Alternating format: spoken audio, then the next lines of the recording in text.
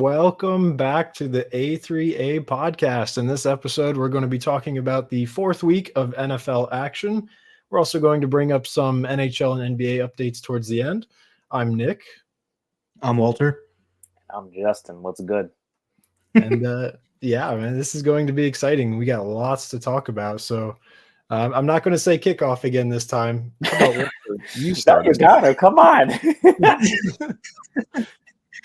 All right. Well, I guess we'll start with the Vikings. Jordan Love comes back from injury and still not enough for the Packers. And the Vikings are off to a 4-0 start, which is quite surprising and impressive considering all things considered, especially, Sam Darnold being younger than a lot of the elite guys in the NFL.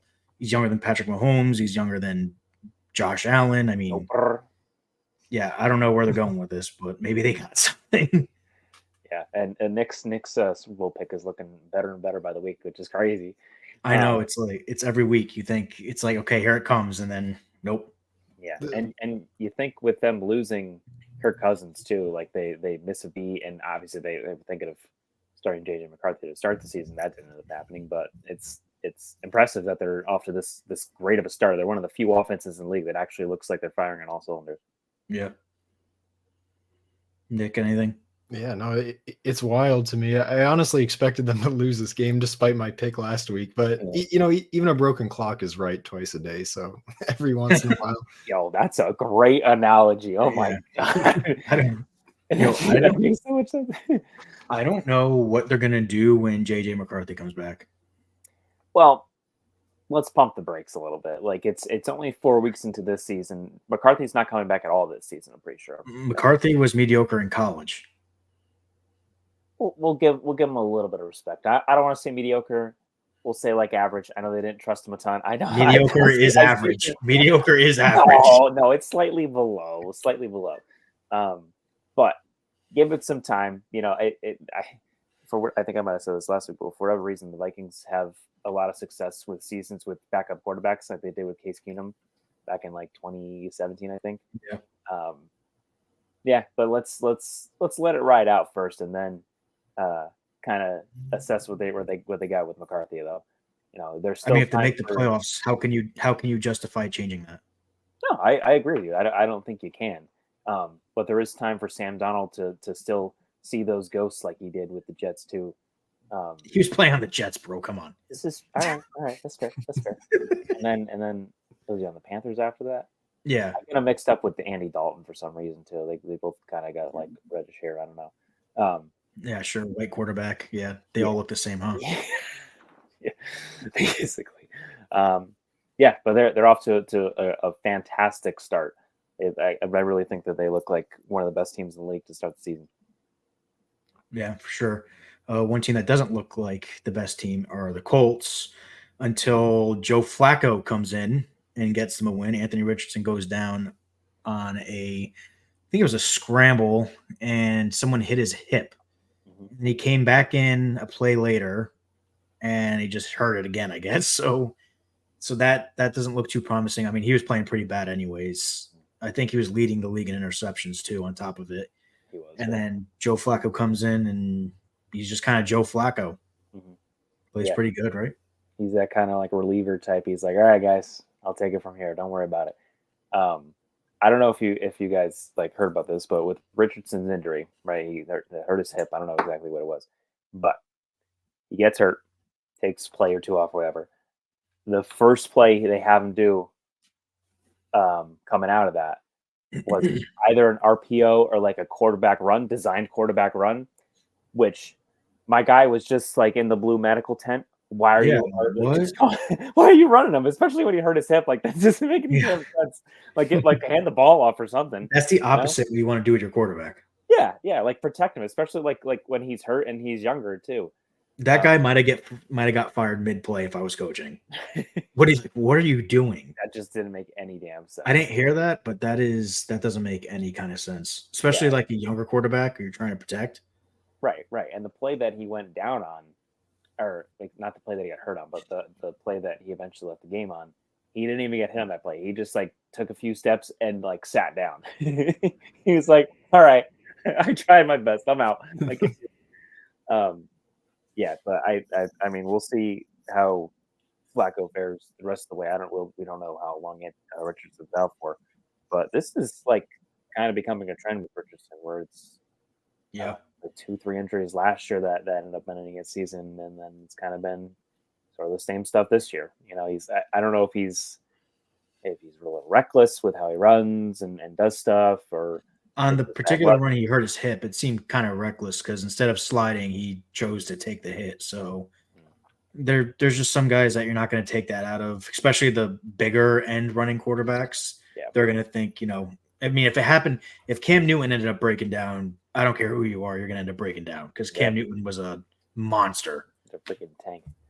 Yeah. So, so we'll see what if Richardson is able to come back or not, but Flacco might be the better option. If I was gonna say because if Flacco, I was gonna say if Flacco plays good, I can't imagine them throwing him back in when he was leading the league in interceptions. So yeah, it's tough when he's like your first round guy too, where he hasn't really gotten any full time action. Well, nowadays I feel like people are very quick to move on from their first round quarterbacks. The only props I'll give to the Giants is they weren't one of those teams that were just like, yeah, we're going to take a quarterback first round, and then 2 years we're just going to say, see you later. This isn't working. So yeah, the Panthers took even less time with Bryce Young. Right. Not even 2 full seasons. Yeah, so we'll see what happens with that. The Jets jet it. 10-9 loss to the Broncos in what was pretty terrible weather, granted, but Rodgers has played in much worse in Green Bay, snow and all that, frozen tundra. A lot of people have been saying the head coach, I forget, Saleh. Yeah. Is that his name? Saleh and Rodgers are not mixing well. Shocker. I don't know. Yeah, I don't know about that, but I'm also not surprised at it. And so Greeny from ESPN. Yeah. He went on quite a rant because I think he's a Jets fan. Yes, he is. And he was just like, you need to fire him now. I never call for people's jobs, but he needs to go right now. He wasn't a coach when he wasn't a good head coach when he first started, and he's not a good head coach now. And he's they're going to waste Rodgers' time of this. They're trying to be the Rams, right? They're trying to bring everybody in, pay everybody, have this old quarterback win a Super Bowl, and then kind of just go from there, right? It looks like it's starting to deteriorate. I don't know if that plan is going to plan out for them. Yeah. And so they're on these other podcasts and shows I listen to, they make fun of Get Up and Mike Greenberg, Mm-hmm. just with and kind of the ESPN machine where they just come up with those most outrageous topics to talk about. Yeah. So don't be surprised if they lose again. The little greeny tease.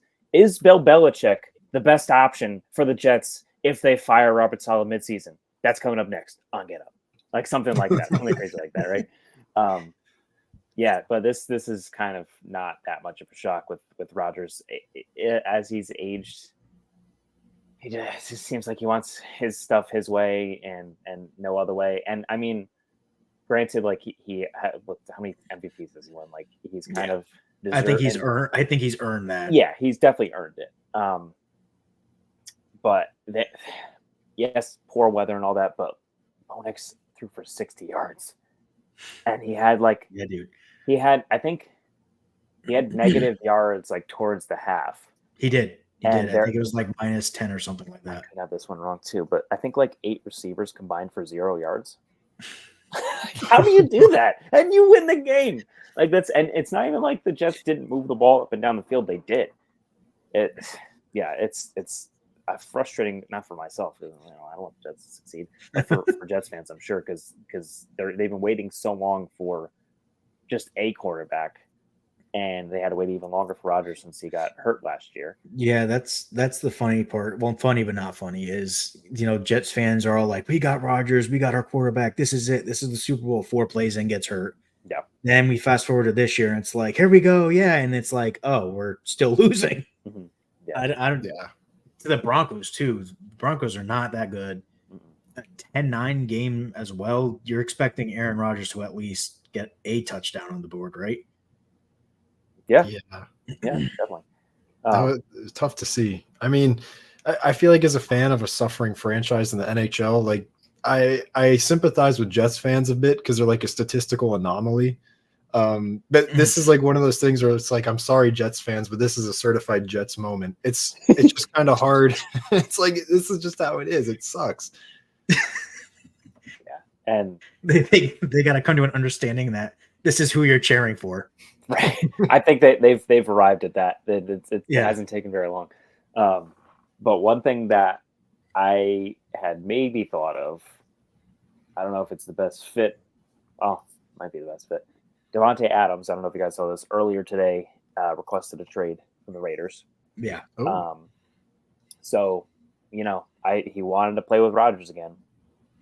Yeah. And we have seen with like Alan Lazard, for example, Rodgers does get the best out of his guys. Like before, like last year, Lazard was like rated as like the worst receiver in the league. Granted, he had like some of the worst quarterbacks in the league. But I think that might be a logic if they can make the money work, like with the salary cap and everything. Well, if they are going for that one Super Bowl deal, it sounds like that's something they got to look into at least. Yeah. And then I don't know about the coach. If it's going to deteriorate kind of like this, who are you picking? You're going to pick your multi-time MVP quarterback, or are you going to pick a head coach that kind of hasn't proven much?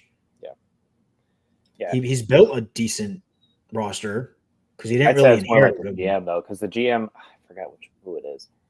I don't know if I think it's Joe Douglas. I think that's his name. But that GM was with the Eagles when they built their ridiculous roster back in like 2017. So like, we give him most of the credit for that. Yeah, and the thing too is like, Saleh was the Niners defensive coordinator before he was with the Jets, and like the Jets have a really good defense, but I don't know if it's like up to the standard that they would have hoped to with some of the results that they've had this year so far. But yeah, they for the talent that they have, they got to be playing better than this, whether or no weather, like with these games. Yeah, either way. I mean, it's not the worst weather game the NFL has ever seen. Teams have put up more than 9 points in bad weather games. So yeah, like the 59-0 game the Patriots had against the Titans back in 2009 in a freaking blizzard. But so it's not like you can't just be like, oh, the weather this. He did admit, he was like, the weather and I just had really bad throws. It's like, yeah, you sure did. Yeah. And it's getting to the point for Rodgers too, where it's like, at what point are you going to say, all right, it's time? Because I don't know how old he is exactly. I think he's 39 or 40, somewhere in there. So let's say 40. And he's kind of running out of time, especially on the Jets. So I don't really know what his timeline looks like if they don't win one this year. I mean, when do you think is going to be that final, like, okay, this ain't working out, I'm just going to retire now? Or maybe try a new team? Well, he's already done this every year. It's like, oh, I don't know if he's repeating Brett Favre, even though he apparently didn't like Brett Favre and just like was in his shadow the whole time, where he goes to the Jets first off, which Brett Favre did. And he's like, oh, I might retire. I might do that. He maybe was going to be running for vice president with RFK Jr. Like, that was the most ridiculous thing. I know. But it wasn't just like shot down completely by anyone too, which just makes it even worse. But I think in terms of just like this season, we've seen throughout the league these like perceived high-powered offenses are just not firing yet. And we've talked about it where like we're still kind of in the preseason. It's to some degree, like these guys don't play enough in the preseason, and offenses are still figuring out. Some offenses are doing what we expected them to, but others just aren't clicking the way that we thought they would. And maybe the Jets are in there, especially because Rodgers hasn't played in a year, like really meaningful football in over a year. Right. So I'm not out on the Jets. I think they absolutely need to pick up their play. But I think that they will improve as the season goes on. Yeah, and the division's kind of wide open too, outside of the Bills. Like the Patriots, not looking like they're going to win the division. The Dolphins are you certainly. sure about that? I'm kidding. The Dolphins certainly aren't looking like it right now. No. And who knows what's going to happen with Tua, but I guess we'll find out. But moving on, we will talk about the mess that is the Eagles right now. Buccaneers beat the Eagles 33-16. And honestly, that score does not do that game justice. I think there was a point where the Buccaneers had like 200 plus yards of offense and the Eagles had 0. Like, wow. Yeah, I'm pretty sure I saw 200 plus somewhere, and I definitely saw 170 yards to 0. So either way, it's horrible. I don't think Saquon got to carry the entire first quarter. I've also heard that. It's fun to watch the Eagles play, like fans rant because they're crazy, and it's also funny. So, yeah, is Nick Sirianni on his last leg there? I mean, what do you think? He has been for some time, I think. Like, his like arc is crazy to think about because he had that initial press conference when he was introduced with them, and which was just like, wow, fire him right now. What the hell is this guy? Like he's stumbling over his words. He doesn't see right? And then they go to the Super Bowl, and everyone like, he's crying for the national anthem. Like, we love this guy.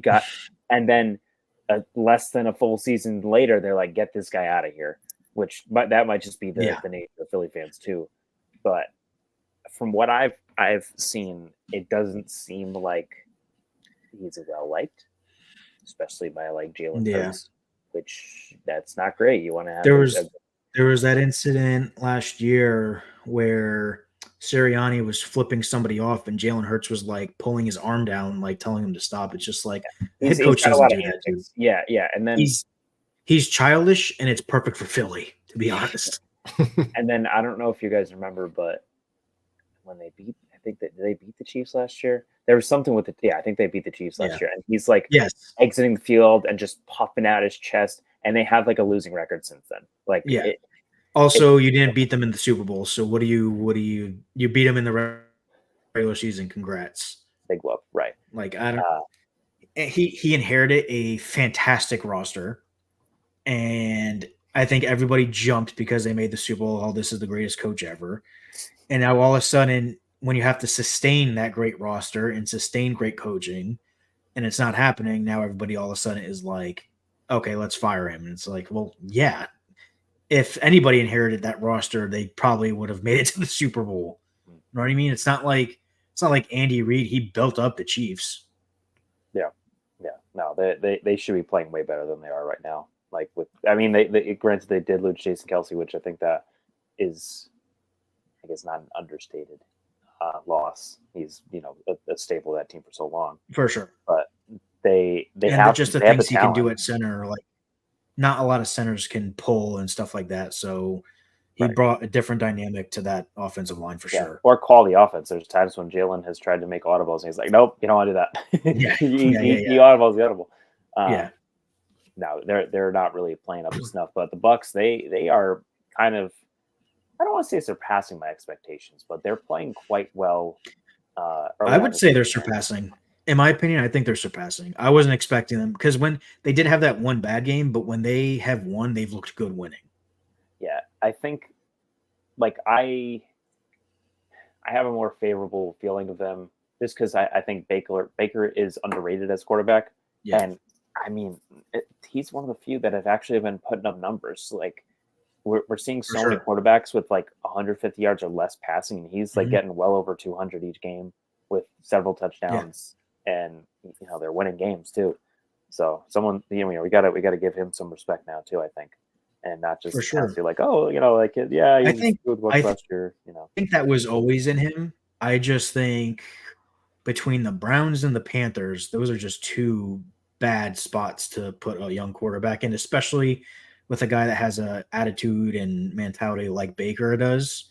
Yeah. And then you throw like players like Odell Beckham into that, and it's not a good recipe for success. So, and even Sam Darnold, they went from the Panthers and now look at him at the Vikings. Mm-hmm. It just seems like people are catapulting out of Carolina into playing really good football. Yeah.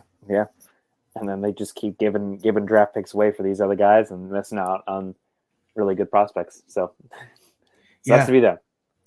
Yeah, and honestly, the Bucks definitely got to start being looked at as a legit playoff run team for sure. They almost did it last year. Like they were close to winning that game in Detroit, and they beat the crap out of the Eagles in the first round. But I think that they were maybe overlooked in that division because Atlanta got Kirk Cousins, and that's kind of what they were missing last year. Is more of like a quarterback. I still would pick Atlanta to win that division, but I think the Bucs can definitely give them a run for their money and definitely make the playoffs. Yeah. All right, well, moving on. Chiefs.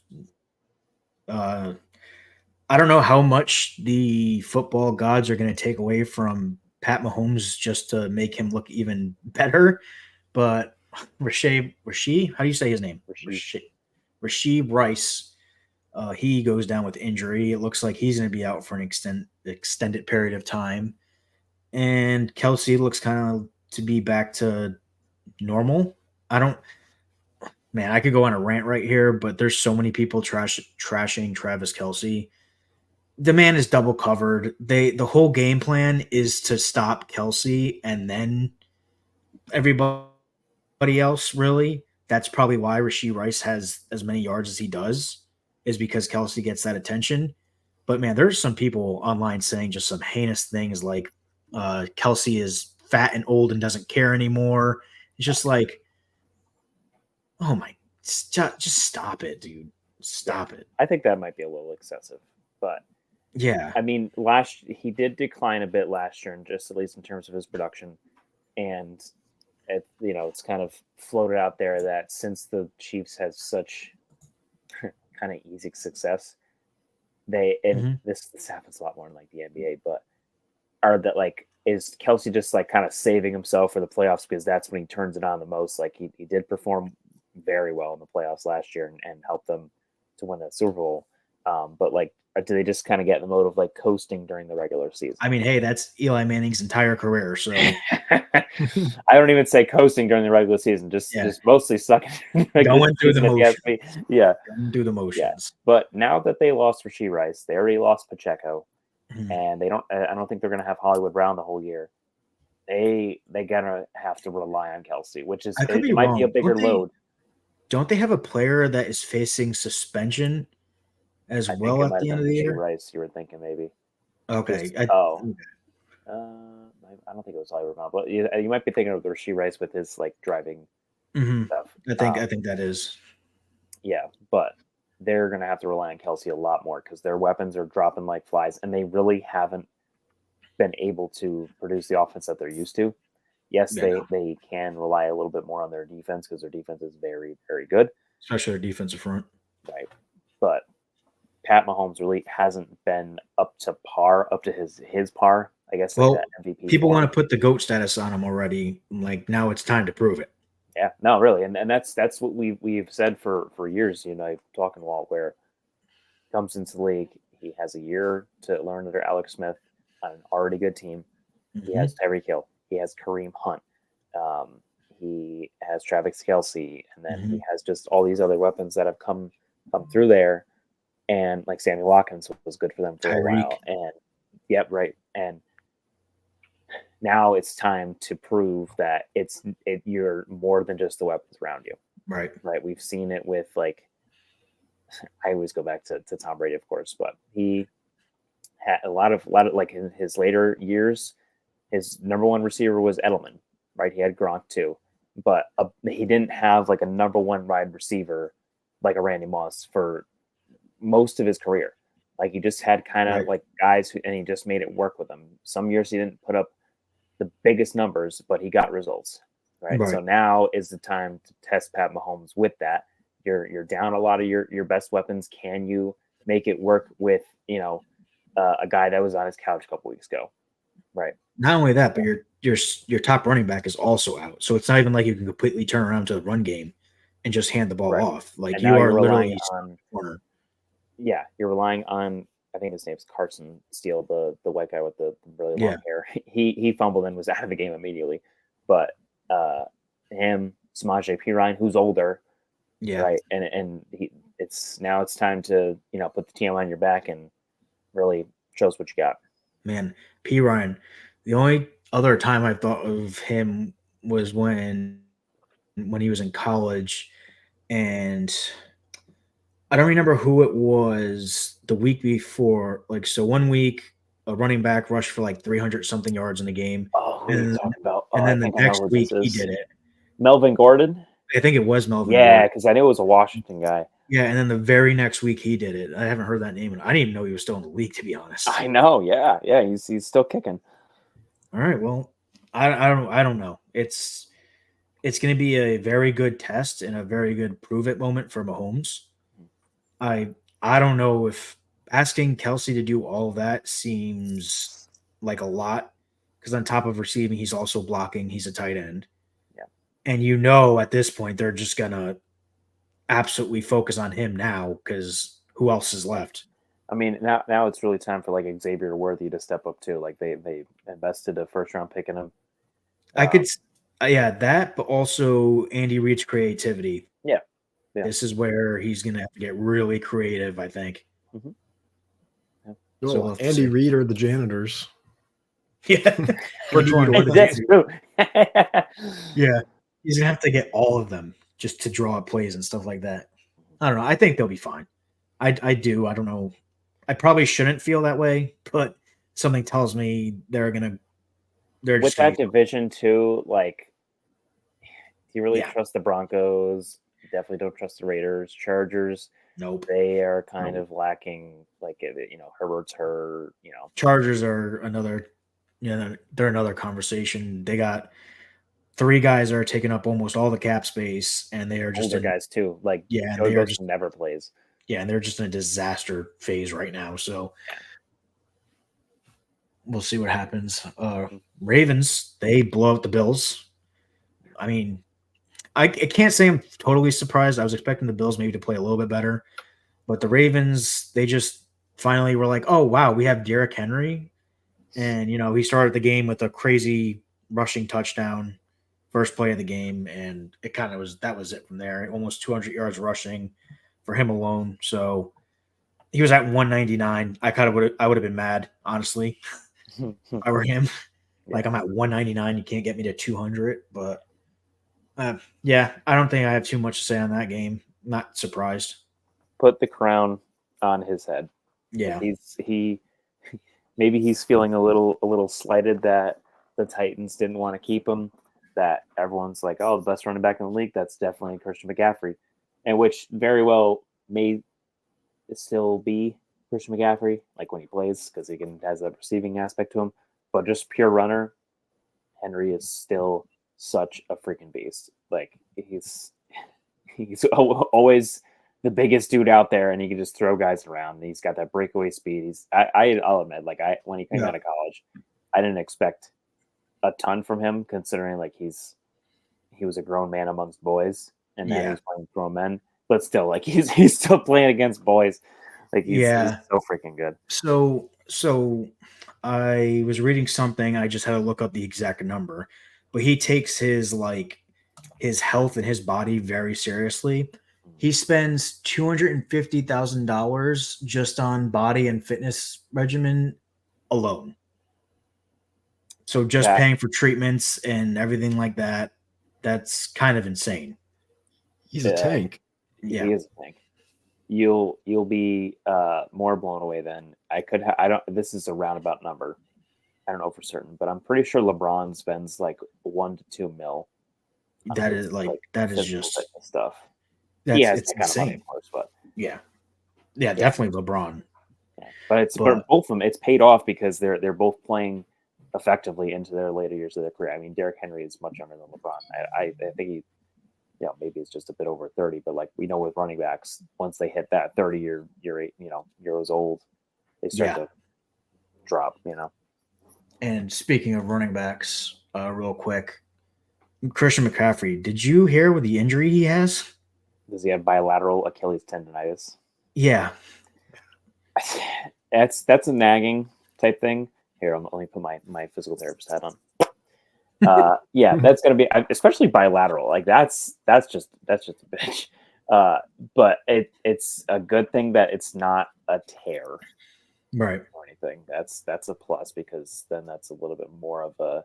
But how long to fully recover that kind of thing, especially in both legs?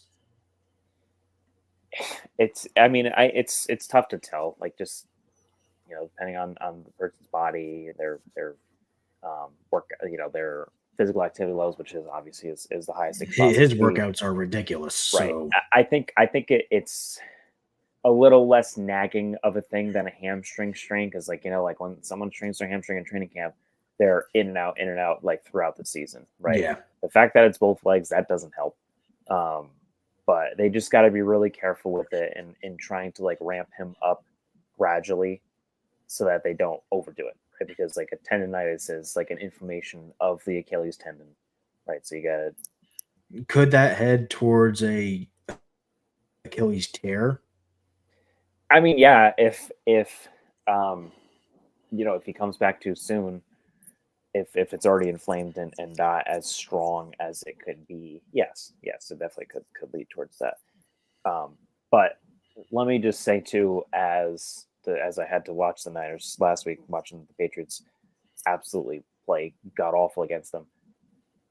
Keep them out as long as you can, because I have to say, like, I've watched Brock Purdy here and there, but against the Pats, man, he is better than I expected. He can make plays with his legs, not necessarily like a Lamar where he can just run, but he finds time. He just scampers around a little bit and he gets the ball out at the very last second, and it's always like on the dot too. I was really impressed, and he throws a good deep ball too. Like he threw up several balls to like Jawan Jennings, and him being able to grow on that kind of team has done him justice. Yeah, and as being able to learn on a really good team like that. Yeah, and like we talked about before with Pat Mahomes, where his weapons are dwindling. Let's see if he can step it up. I know they still have Debo, they still have Kittle, like all. I mean, the injury bug seems to always find the Niners, but he's still playing good despite like not having arguably the best running back in the league, right? He's still at a very high level of quarterback play. So as long as I know they are off to a slower start than some might have expected them, keep McCaffrey out as long as you can, because you still have a good enough team. You have a good enough team to get to the playoffs. Get to the playoffs, then ramp him up before that. I don't think that they desperately need him right now. So just keep him out as long as you can. I mean, they're in a division with the Seahawks, Cardinals, so no one extremely pressing that you have to beat. Yeah. And I'm willing to bet they could beat any of those teams without Christian McCaffrey. Yeah. And to wrap up week 4, Jared Goff finishes with a 100% completion percentage in win over the Seahawks. And he caught a touchdown pass. Jared Goff is doing things I certainly never would thought Jared Goff would do. I mean, even 18 for 18, it's not like he threw 40 passes, right? But that is still like incredible to play an NFL defense and finish 18 for 18. Do we know last time that's happened with at least, like, let's say 15 or more attempts? No, can't be very often. No way. But just to bring up another stat, I think Jaden Daniels has 19 incompletions this season, and the Commanders have like 20-something scoring drives. So they've scored more than he's thrown an incompletion. That's your face. Yeah. So is it that hard? I don't know. Rookies do it. No, I'm playing. You're right. That is very impressive from Goff. that offense we've been waiting to kind of click, and I think they finally started to get going a little bit last week. Yeah. Again, he only threw, what'd you say, 18 times. Yeah. So nothing crazy, but I'm glad that they showed out in those new black uniforms. They look so nice. I gotta say, I wish the helmet was black. I wish the helmet was reversed. I think what I get caught up with is like the lion being black on there too. Yeah. I don't know why, like the like, I don't know what I think it's Honolulu blue that they call it. It with pops black out so well. Yeah. That's why I think it should be reversed. I think the helmet should be black with the blue the lion accent. being. Yeah. Okay. Yeah, I kind of like that more. Yeah. Yeah. But that is what it is. Corner for you guys. All right, week 5 picks. We're gonna start with the Buccaneers and Falcons. I'm gonna go with the Bucs. Is this at Atlanta? It is. I'll go Falcons. Ooh, right. I'll go Bucs. I like Baker Mayfield right now. Fun fact: Atlanta is favorite by 1.5 points. Wow. The Jets aren't going to catch a break. Jets Vikings at the Vikings. False. Not at the Vikings. This is in London. Oh yeah, look at that. We're starting the. That's London. even worse, bro. That's even worse. Coming off a loss like that, and having to travel to London. That's even worse. Rogers is like, where can I get my legal ayahuasca in London here? What the hell?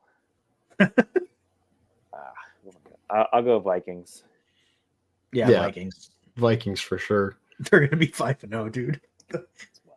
Oh wow, get ready for this one. Panthers, Bears. Oof. Once upon a time, that was a duel between the past two top overall picks. Yeah. Not anymore. I'll go Bears. Bears, yeah. Yeah, Bears. Mm-hmm.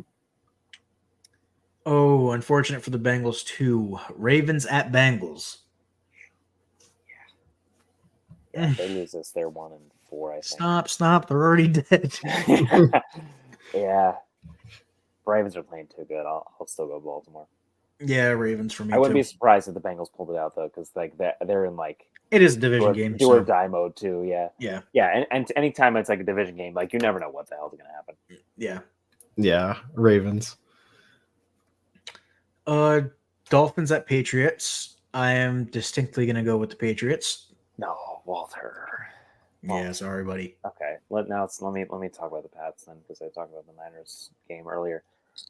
Well, they can't block for Brissett. He got sacked like 5 or 6 times. Again, like they're facing one of the best defenses in the league in the Niners.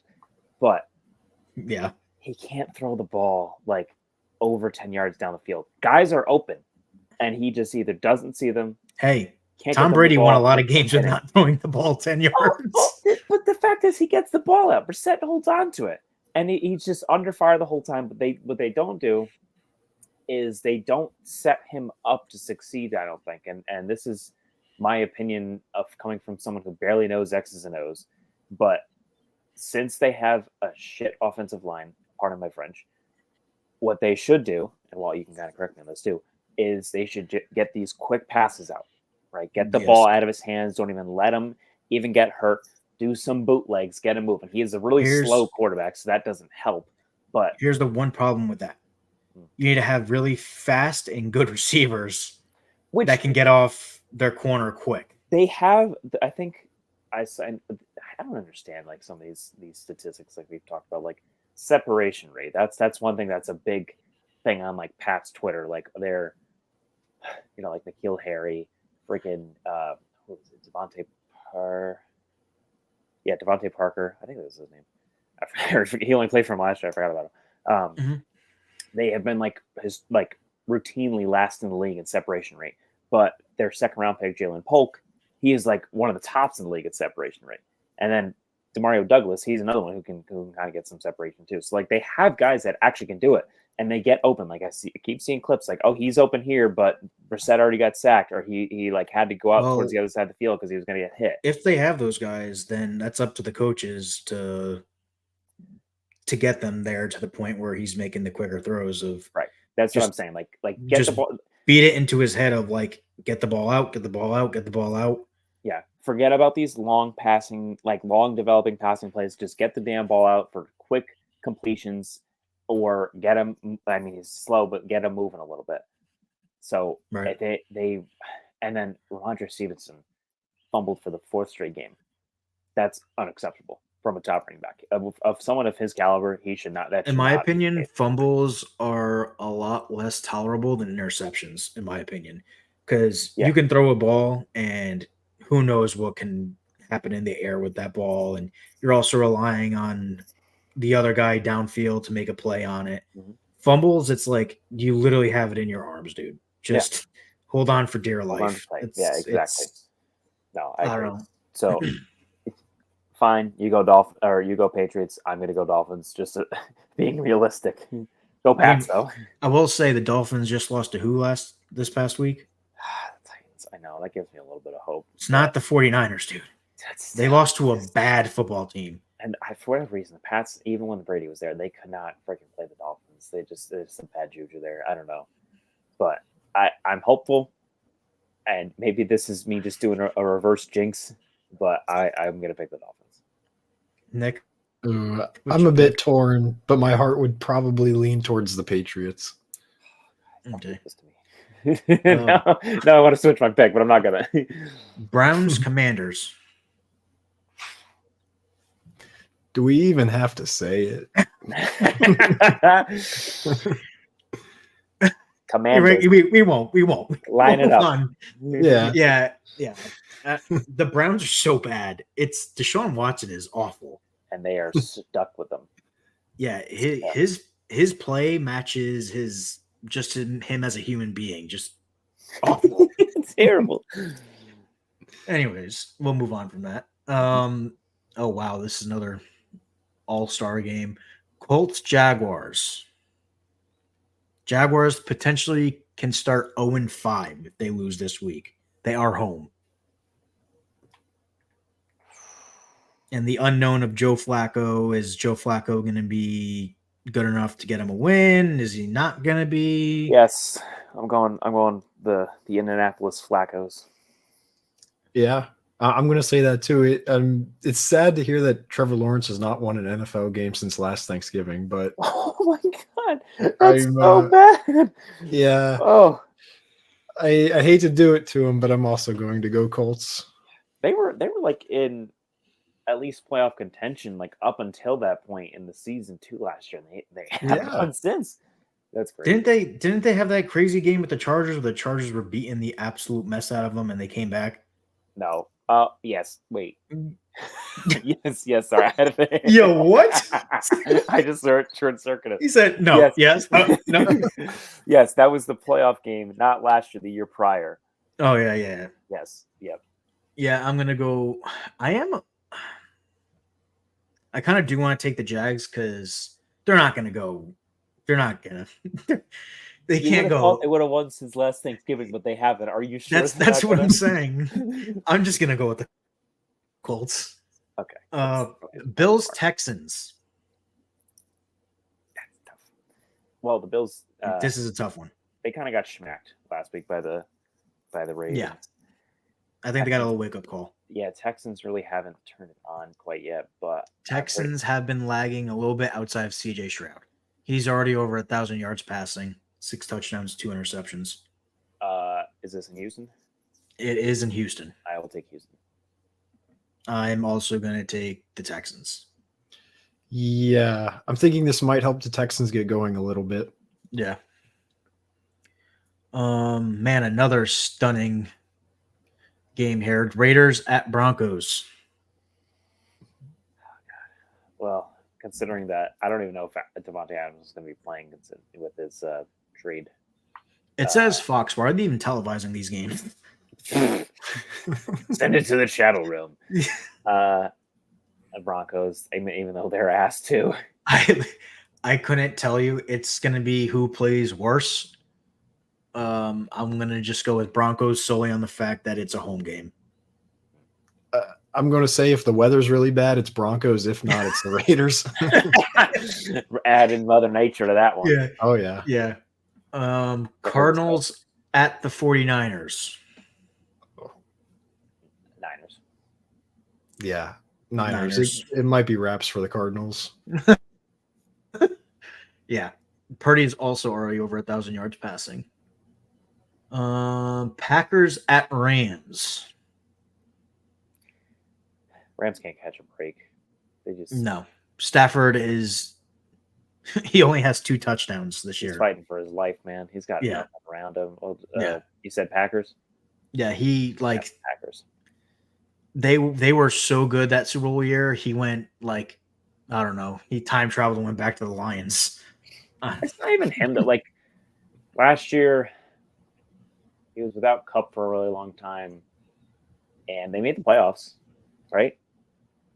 Yeah, they did. Yeah, I'm just saying though, like, yeah.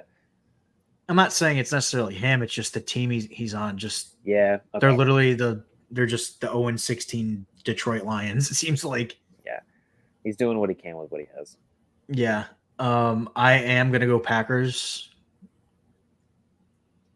Yeah, I'm going to go Packers too. Although I think it's kind of crazy that they're 0-2 with Love in the lineup. So I don't think that should be 0-3. It should be 1-2 now. This seems like a get right game for him. I know he's been out for a little bit, and he was back last week. Before we continue, too, we should keep track of these predictions because I love a little competition in my life too. Ooh, great call to ensure that I'm better than you guys. Hey, we'll start that next week. We'll create like a column and tally it. Yeah, it's a good call. Yeah, over Excel spreadsheet. Let's go. Next game is the Giants at the Seahawks. I think we also don't need to.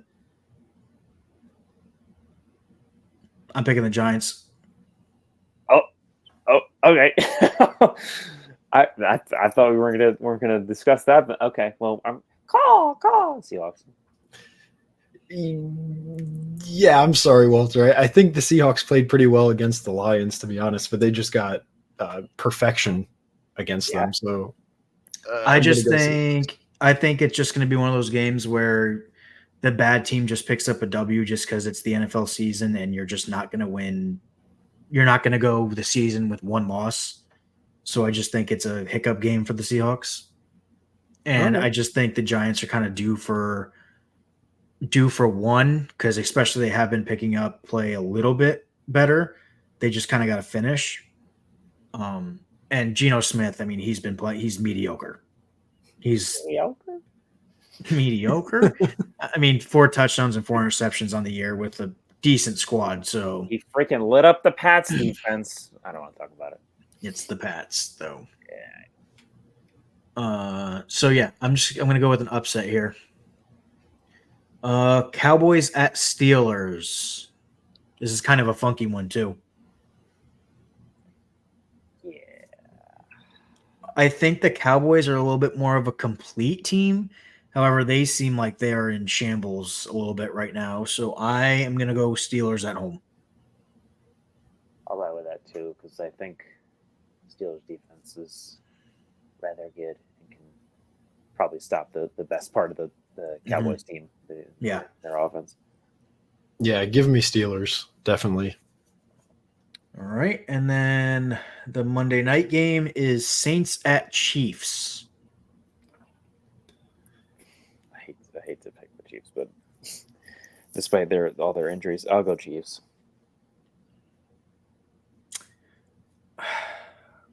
I think it's going to take them a game or two to kind of figure out the pieces and whatnot.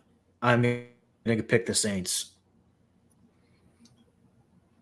This is a tough one, actually. Yeah, it's hard to pick against the Chiefs, but that's where I am right now. Yeah, if they were able to figure it out that quick, I'd be impressed.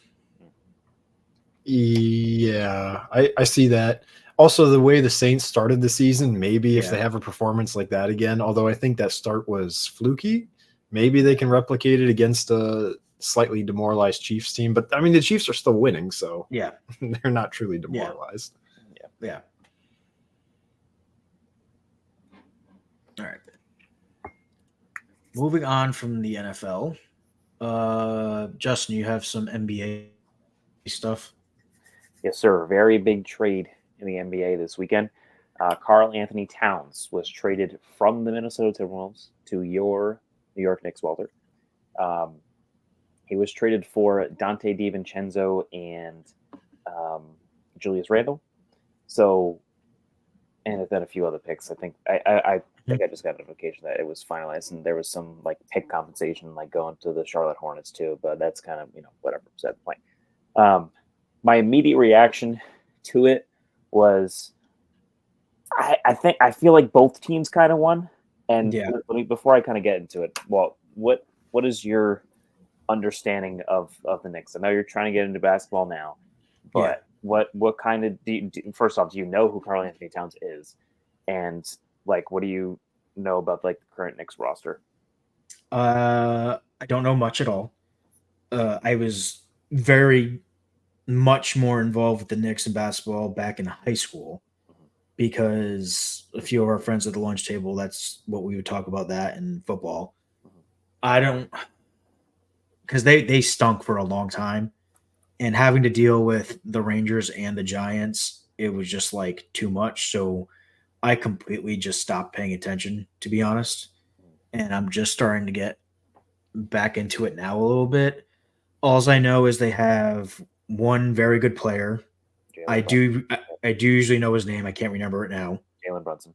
Yep, Brunson. Mhm. And I know they're kind of like a first, maybe second round playoff team. Mm-hmm. Yeah, they're projected to be like definitely a top 4 seed. Yeah. How about Karl Anthony Towns? Do you know? I don't know who that is. Okay. So first off, on the next side of it, just to kind of give you some background, they had, I think I might have mentioned this last time we talked about this on the pod, but they had what they call like the Vanilla Nova boys, or Vanilla Nova. That's what my dad calls them, Villanova boys, where it was 4 guys who won either 1 or 2 national championships at Villanova. Brunson, Mikal Bridges, who they just got in a trade from the Nets, Dante DiVincenzo, and Josh Hart.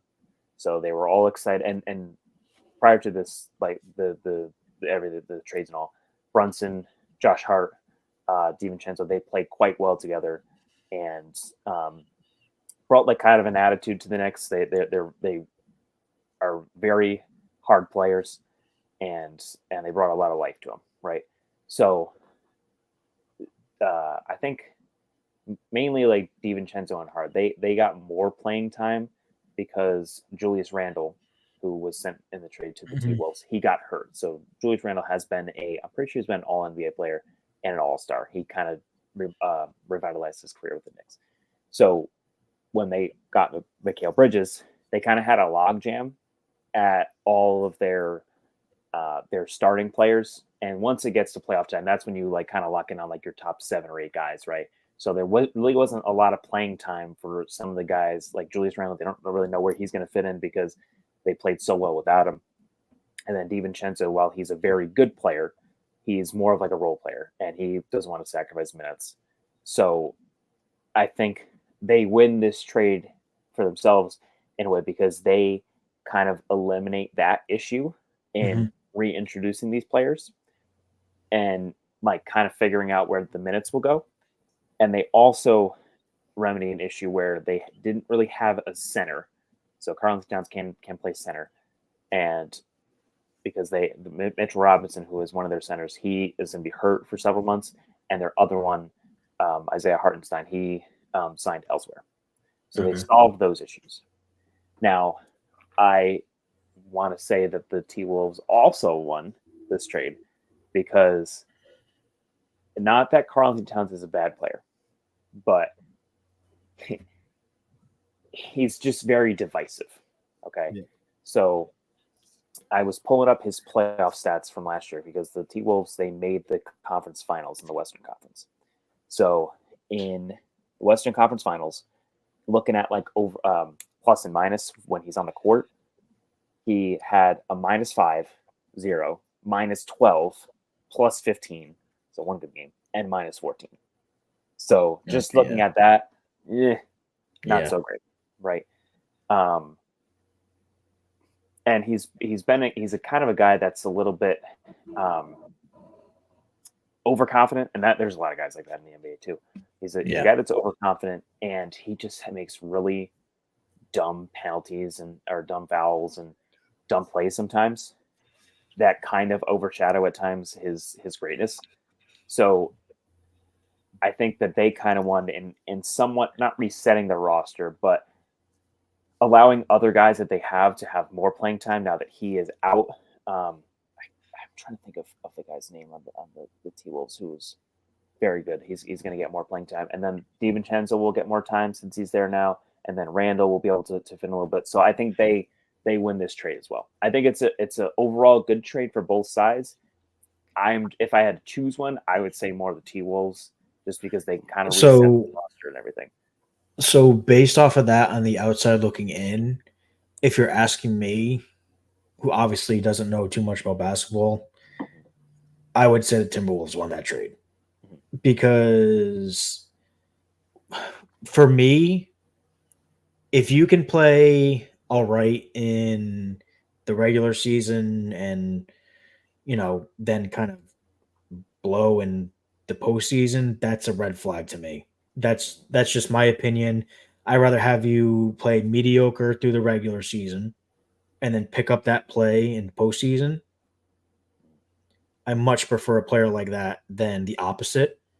Especially if you're already a playoff team looking to just make a deeper run. Can you definitely say like, okay, this trade makes the Knicks go from, let's say, a first or second round to a definite like finals contender? I think that they were already that prior to a finals contender. Okay. So I think if anything, so you think it keeps them at that same spot, or does it bump them down a little bit? No, I don't think that I think that they're kind of even, right? They solved an issue in getting a very high quality center. Like, just to kind of give you a little bit more context too, he is a 4-time All-Star and a 2-time All-NBA guy, right? So, and he averages, like last year he averaged basically 23 points and almost 11 rebounds a game. So he can put up some big numbers, right? It's just like the clutch factor of it, the smart play factor of it. That's where he's like lacking, and some of the personality stuff too. But that's beside the point. Whatever. Yeah. Nick, you obviously have information on this, so yeah. I being a Nuggets fan, I watched the Timberwolves series against the Nuggets. I can see. I definitely agree that both teams benefited. I certainly agree, but I kind of think the Knicks came away on top by a little bit. My argument is that what I like for the Timberwolves is that first round pick is the Pistons, and the Pistons are like booty cheeks, so that's a good thing for them. But I think the Timberwolves' biggest threat in the West, the Nuggets for sure, and the Mavericks, and they just barely came on top against the Nuggets because Nikola Jokic and Jamal Murray are a lethal duo. And then they get stopped by another lethal duo of Doncic and Kyrie. So I don't like, for the Timberwolves' sake, that, kind of their duo was Ant-Man, Anthony Edwards, and then they had Cat kind of off to the side there doing his thing. I feel like Randall's good, but I'm not so certain that he'll be able to fill that spot that Cat left behind. It'll definitely come down to the playoffs, like Walter said. That's the most important. But can they get past the Nuggets and the Mavericks with this new Thunder line? too? With the Thunder didn't make the final two, but they got better this offseason too, and they're just a year older with their young guys too. Oh, you're right. Yeah, but you bring up a good point though. Like I think that losing Cat, I don't expect Julius Randle to just step into his spot and just, replicate it, because Julius Randle kind of is, I don't want to say on that same level, but he can be, where he scores over 20 points a night and can be, a vital part to a winning team. But my thought is, I think the guy's name is Naz Reid.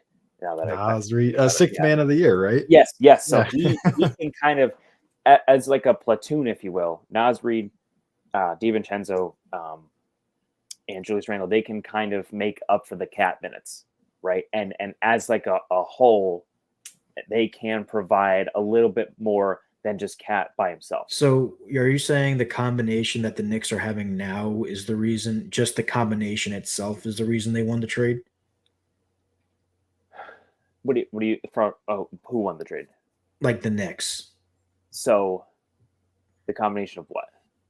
Of who they just traded for with the players they already have. Like what I'm saying is because you mentioned like who they traded for. Like losing these two players. Yeah. Okay.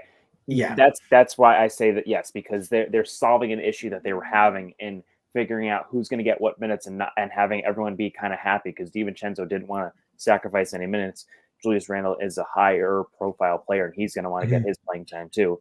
Right. So they were going to have this issue on top of not having a quality starting center. They got out ahead of that issue too. So they did get some benefit of this. It isn't like a trade that's like, what the hell is either of these teams doing? They each, you can see the reasonings for them. And I think it's a good trade for both teams. Mm-hmm. Yeah, I agree. Definitely. Yeah. What? The one other thing I was going to say, well, as you kind of get into basketball more, I like it's, and I get a lot of my basketball information from like podcasts too, but it's really just like a feeling thing with some of these guys, like kind of like a gut feeling. Like you could look at stats all the live long day, right? And you know, but what you get with that too is you see like a guy on like the Rockets where they're like a fringe playoff team, but he's say something like Jalen Green or something scoring like 24 points a night. You're like, oh, this guy's one of the best guys in the league, right? No, he's just one of the guys on a really bad team, and like he's getting all these stats, right? And then it comes down to like clutch factor, and so it's really just like about feeling it. Like over time, you kind of get to know who you can trust in the league and who is a little bit more untrustworthy with, you know, playoff moments, end of game, you know, all that kind of stuff. So it just kind of comes with time. It's like you get more into it. Makes sense. NHL stuff. I know Nick has a few NHL things going on. Yeah, we've seen this has been a long NHL preseason. I think each team has like 7 games, but we already seen Drew Doughty on the Kings. He's gone down with an ankle fracture, and I think he's like 34 or 35 at that age. I mean, Justin, you probably know, but an ankle fracture? That's a tough one. Yeah, that's gonna be a long time to heal. I mean, he I guess he could come back since it's like at the beginning of the season, but that's like 8-12 weeks at least just for healing purposes. Right. And then you're playing a sport that requires skating too, and that's heavy on your ankle. So yep. Yeah, that's a tough one. But so you have that injury. You have a big injury in Montreal where Patrick Laine, who's been second overall pick in 2016, such high expectations. He's a several times 40 goal scorer. He's gone through a few seasons now where he has not played really due to mental health issues or injuries. And he got a fresh start this year. He got traded to Montreal in the offseason. He was like a shot in the arm to their rebuild. And now in the preseason, everyone was so excited for him to come back, you know, coming off these mental health woes, which he actually started a charity for, which is great. So, you know, real positive energy. And then in a preseason game against the Leafs, he gets kind of a slew foot, but a Leaf who is not going to play on the NHL team, he's like EHL, like low league, comes out and he puts a knee on Laine, and he extends his knee way past where it should on the outside. And his rehab is expected to be 4 to 6 months, which could be the entire season. Did he tear something? I don't. It might have been. Now that you're talking about injuries, that's one thing I've noticed with the NHL is they don't give specifics at all. Like when someone leaves the game, it's like, oh, it's an upper body injury. That can mean so many different things. Meanwhile, with the NFL and NBA, you got like the Twitter doctors who hop on and like, okay, so like his knee went into a little bit of valgus, and like he might have tore like his MCL, possibly the ACL or like a meniscus or something. Like they get so into it. With hockey, it's just nothing. Yeah, because they're not as concerned about injuries because it's just the hockey mentality. Dudes are dying on the bench and wanting to go back in. So yeah, you know, I don't think they obsess over it like the other sports. Quite actually, they do it to their own detriment. You'll see them like bleeding from the face, and they're like, "I'm going out, coach. Don't mind me. Yeah, everything's normal. Yeah, just clean me up. Yeah, just clean me up." But nonetheless, I think this is a very serious issue because, we are seeing just the other night too, Brady Tkachuk on the Sens almost went down. He went down the hallway. He came back later in the game. But we're seeing these players who are not slated to make NHL rosters who are coming up for preseason games. They want to make an impression. And how do you do that? Well, an impression, or they're just trying to make a name. Yeah, you make a name for yourself. Yeah. There needs to be something done to discourage this, I think. Like, I would almost say suspensions for plays done in the preseason should be like triple what they would be in the regular season, just to discourage any up-and-coming players from making these things. It's like, well, if you do something so outrageous as this, then when you finally do make it to the NHL, you already have like a hefty suspension to go through. And that's just... And then maybe fines, like, because they're not making a ton of money. So fines would definitely get them to think twice, in my opinion. Yeah. Because, like, if you find an NFL player or even like an NHL guy, like a higher ranking guy, they get a fine. It's kind of just like, okay, but those lower tier guys, they're going to definitely feel a fine. That's a good point. Yeah, that's a good idea too. It's just so sad because it's preseason, man. You're not like, why do you have to hurt people for it's that? Funny because it's kind of like an unwritten rule in football too, with like the Pro Bowl when it was the Pro Bowl, and just preseason there'd be that unwritten rule of like, we're gonna play, but I'm not gonna like look to rip your head off or anything. And there's a clear distinction in that in regular season play, and the NHL players maybe just can't separate that, because I'd probably say hockey players are more like the hardcore variety where they're going to go out and they're going to hit and they're going to play how the sport is supposed to be played. So maybe it's just a culture thing. Nick, I got two questions for you on like NHL preseason. So first, like, with the guys who are expected to be on the Pro League rosters, how much time on the ice do they have? Like, is it just like, okay, I'm just like spitballing, but like, say, like Brad Marchand, he typically plays like, I don't know how much on ice time, like 30 minutes. Is that like overshooting it or undershooting it? Yeah, so he's a star forward. So star forwards usually have like 20 to 25. 30 would be like for McAvoy, a defenseman. Okay. So like, just so we'll say for Marchand 25 minutes in the regular season game. Yeah. How long are they playing in the preseason? Is it like a full regular season game that they're getting that much action with? Yeah, they're kind of giving them warm-ups, like tuning them up. So that maybe you cut that down to like 15 minutes. You definitely want to give him reps, because if you're playing him, you don't want him to just be sitting on the bench. But yeah, a lot of those lower league guys that are in the bottom six are getting more of those minutes. Okay. Yeah, because like in the NFL, like in preseason, it's much less now that they have 3 games. Mm-hmm. For the first couple games, like say you got your starting quarterback out there for like 1 to 3 drives the first 2 weeks, right? Or maybe like a quarter. And then third game, that would be like, okay, you're playing like a half. And then the last game you sit them, right? So, I mean, 15, like if we're given that example, like 15 minutes is still like a decently long time. I know like hockey is very much, at least from my understanding, like kind of a mojo, like chemistry, like you gotta get on the ice with your guys and kind of get a feel for the game. Like I get that, right? But especially if you're playing like 7 preseason games, I feel like that's a lot. I mean, I don't know if that's like more so this year than the past years or not, but that just seems like a lot to have your star guys out there. You don't want to cut it too much though, because then you're gonna end up like the NFL. Right. That's kind of a tough game you got to play there. I think there's a healthy balance, maybe shortening the length of the games. Ooh. So usually it's 20-minute periods. Maybe instead of 20, maybe you do 12 or 14, something like that. I like that idea. Yeah, I don't know, just something to minimize that preseason a little bit, but guys still getting quality reps. But yeah, Justin brings up a great point too about how in the NFL, like, okay, some games like the starters might play, some they might sit entirely.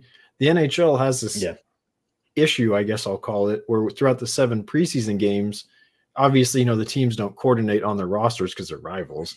But one team might be like, all right, we're going to give all our NHL regulars a look tonight. And another team might be like Goon Squad, Goon Fest. Like, and that is a total like discrepancy of, okay, like what's the point of this even? Like the NHLers aren't testing their skill against anything. And the Goons are just like, they're going to do Goon things.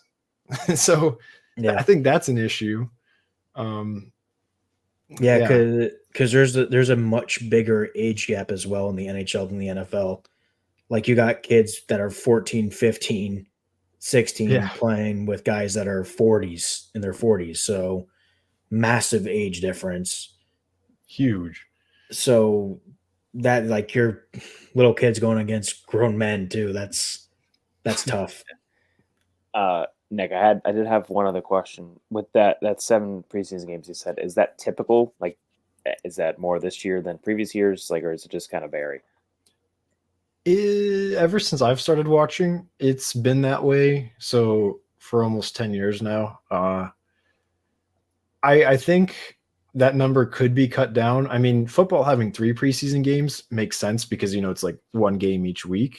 And so the NHL plays multiple times a week. So like 7, but 7 is just too much. Maybe 5 seems like a fair balance. Yeah. Just give them like a couple, like maybe like 2 games a week. Space them out over like 2 to 3 weeks. And then like kind of or keep the 7 games and start the preseason earlier. Oh yeah. So that way you stretch out the amount of time you have in between the games. Yeah. But I mean, certainly a lot of different options available for them to solve this. But yeah, we'll see if the NHL ever addresses this. It's a pretty serious issue. Once the star players go down and they start realizing they're losing money on it, they'll get it together. It's the same thing that happened in the NFL with concussions. Is the distinct year of concussions was 2010, and people were just getting knocked out left and right, and the NFL was finally like, we need to do something. Yeah. So, hopefully wake up call. Yeah. Last thing on the NHL, unless you got anything else, is this Bruins goalie situation. Disaster, dude. What is happening? You're not making me feel better, Walt. I'm sorry, but like I saw a few things on the internet today and yesterday that are just like, what is going on here? Nick sent me something. The coach or the GM is saying he offered 64 whatever mil or whatever the heck it was, and the agent is like, first time we're hearing that number. Like, what is happening? Yeah, this is not a great situation. Speaking of big issues, I mean, the owner phrased it in the press conference specifically as, if I were Jeremy Swayman, I'd have 64 million reasons why I'd be playing right now. It's like, oh, mic drop. He kind of just dropped a bomb on him. And then you're right. His agent comes out and says, we're extremely disappointed. We've never heard this number before. We're going to take a few days to digest this. And it's like, and then see where we go from there. So that last line to me is like, uh-oh. Yeah. I am not as plugged into this situation because I'm actively avoiding it because it bothers the shit out of me. But if 64 million is the alleged number, that would put Swayman at the 5th highest paid goalie in the league. So I don't know if this is like a NFL quarterback situation where no matter who the guy is, the next guy up is going to be the most paid player in the league. Yeah. I don't know if it's kind of a similar thing in the NHL with that. Like, I don't know if that's what Swayman wants, where he wants to be the highest paid goalie in the league, which I don't know if he full on deserves that. He's still, he's a very good player, but I think he still has plenty to prove too, even though I don't think their issues are mainly with him. But like, you traded away Linus Ullmark to Ottawa and Boston are in the same division too, right? Yep, Atlantic. Yeah, so to a division rival, which is dumb. For, you told me, Nick, one of the worst rated goalies in the league too. Yeah. I don't like that smirk. Get that smirk off your face. So all your eggs are put in Swayman's basket. Just sign the guy. Yeah. Like he's going to be your best option. You don't have anything else right now, right? And this is just something that has been recurring with the Bruins, where they have these guys that are valuable assets to the team. And the only one I can think off the top of my head was I think he was only there half the season, but Tyler Bertuzzi was with them. I want to say that was when they had their season with the like most wins or points or whatever in the regular season. But he like they loved him. Marchand loved him. Like he got along with everyone. He was a very effective. Like he was always in the middle of some like scoring play. And I'm pretty sure they had the money to do it. And nope, just go ahead, go to Toronto, go to another division rival, you know. And this is just a recurring thing with the Bruins, the Red Sox too. We don't have I was just about to say the Red Sox and the Bruins are in cahoots. Yeah, and I think I mentioned this to you maybe when we like talked about this before, but like I know it's the case with the Celtics and the same with the Bruins, where they don't own the arena rights, so they don't get as much money as like other teams that do. So like they're gonna cry like, oh, we don't have the money. How did they get into this muddy water, dude? What up, man? But just pay the freaking guy. Like it's really frustrating to see that they already named the other guy as a starter for the season. I hope that they get this done. They had the whole summer to figure it out, and they haven't, which is just ridiculously frustrating. But I think they have a deadline to sign him, and then if they don't by then, then he doesn't play the whole season. Yeah, the deadline's December 1st, but you know, and it's not even like they don't have like a good team around him. They do. They got Pasternak, who's one of the best forwards in the league. They got Marchand, McAvoy. Like they have enough around him to. I mean, they made the playoffs last year, and they're 2 years removed from being the best team, the best regular season team ever. Right. So just like do something about it. I know like there's a lot more competition in the Eastern Conference, but make it happen. You know, yeah, I wouldn't discount the Bruins. There's actually been a few years where I think so. Let's see. 1 year they didn't have Krejci down the center, and that was because he didn't like the coach. And everyone was like, "Oh, the Bruins are screwed." Yeah, well, and I'm pretty sure that was Bruce Cassidy too. And then he Bruce Cassidy and wins the first season that he's with Vegas. And I'm just like, are you kidding me? I liked him too. I thought he was a good coach. Yeah, but you know, all the fans are like going crazy, like no Krejci, no second line center, Bruins are screwed. They do fine that season. I think there's another season where it was either Pasternak or Marchand was injured to start, and they're like, Bruins are going to do horrible. Bam, record-setting season. So I'm willing to bet this is another situation where everyone's saying, oh, the Bruins are screwed. I mean, just look what's happening. But Jonas Korpisalo is going to come out, be serviceable, and the rest of the team, what you mentioned, is good.